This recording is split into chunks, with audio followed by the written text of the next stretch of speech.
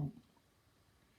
Welcome to our Småland croft kitchen, and today it's fish recipes with wild foraged ingredients, and all these foraged ingredients came from the doorstep here on the croft or very nearby.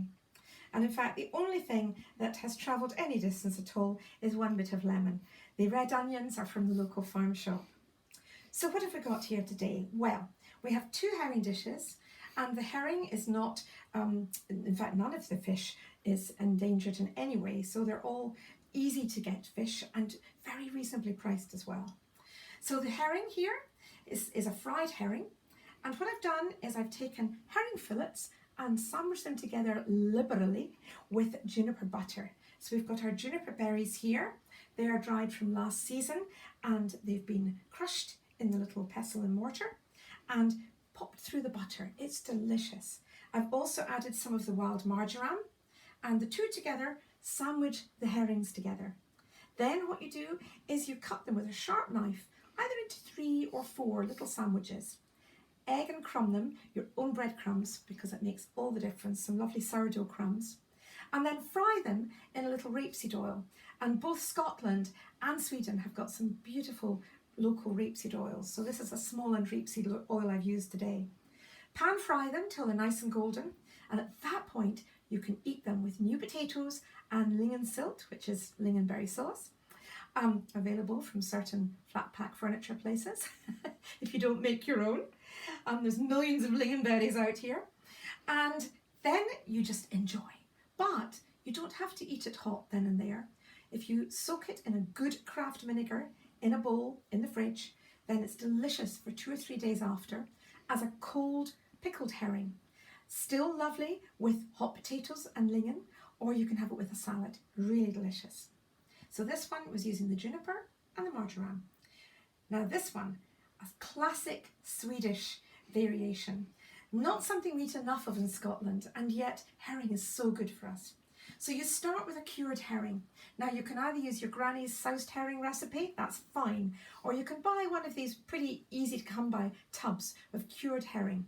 But go for a simple one with onion or dill, not sherry or anything else added, just as the basic version.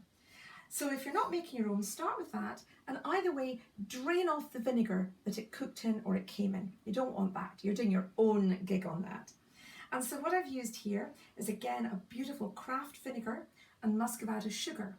Put them in a pan, melt them slowly so that the sugar is totally dissolved. And meanwhile, to your cured herring, I've added our lovely water mint, which grows in our burn here. Really lovely. It's even more alive than your garden mint. It's beautiful. Quite generous with it. And wild raspberries, again from the bushes. Juniper berries, not as finely crushed as for the butter, coarsely crushed. Combine them together with a little bit of red onion if you want to. And then when your marinade is cold, add that into your herring mix. Put it in the fridge in a bowl, well combined. And whatever you do, don't eat it till the next day. It just gets better and better.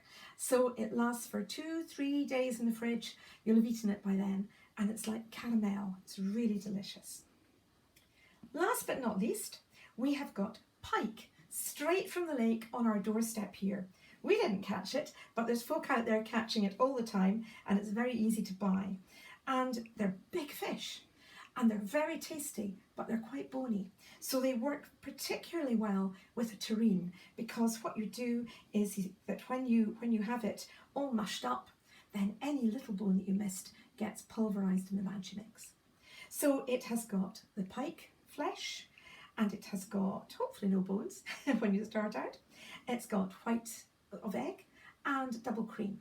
Put it in a blender, which gets rid of any potential problem with a bone. And then I've made lovely quenelles, and they are beautiful, poached in birch sap. Really lovely in the birch water.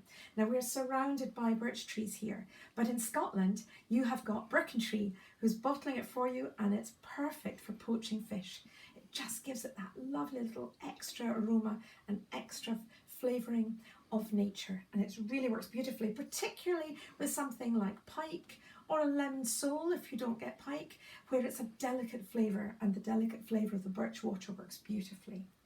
And if occasionally you can't find the birch water, you can oven bake it in a bain-marie as an alternative, but the quenelles are lovely. A little bit of île flottante, but for seafood. And the sauce is a classic bechamel, but instead I have infused the chanterelles. So if you're using fresh chanterelles, you melt the butter, add your chanterelles, cook them beautifully in the butter, then add your roux, your flour to make your roux, and your milk, season it, and you have this beautiful sauce. If yours are not quite ready, as ours are not, and you're using dried ones, just hydrate them in a little bit of boiling water for about 10 minutes first, and then lift them out and add them to the butter. It's terrific.